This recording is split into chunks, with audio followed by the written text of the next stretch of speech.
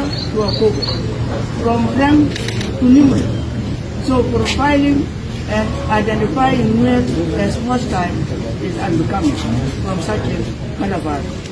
He is also an intellectual. He should know when he can say his word so that he can be able to be respected. And with this, what he has done, he has got the respect of so many people in South Sudan. And as women of South Sudan, we are so disappointed, we are disgusted, and we know we don't want this war. We want every right of our young people to be reserved. We are not against, we are not for this war at all, because it is not benefiting us, it's not benefiting the people of South Sudan, is killing our children.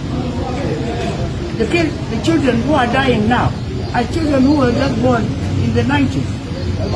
And they are the young and cream of this nation. In terms of development, in terms of economy, it is these young people who should be the country. And today, we are killing them. We are asking our president, enough is enough.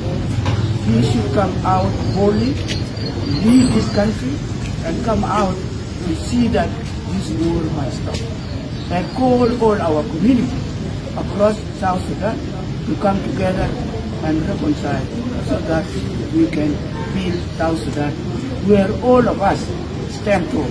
No community should not be looked down.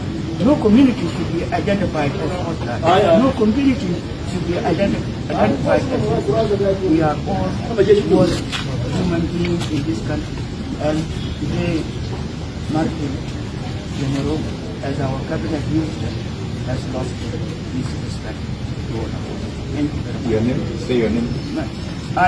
My name is Professor Juliet One, the chair for Civil Service Commission, and I'm a professor at the University.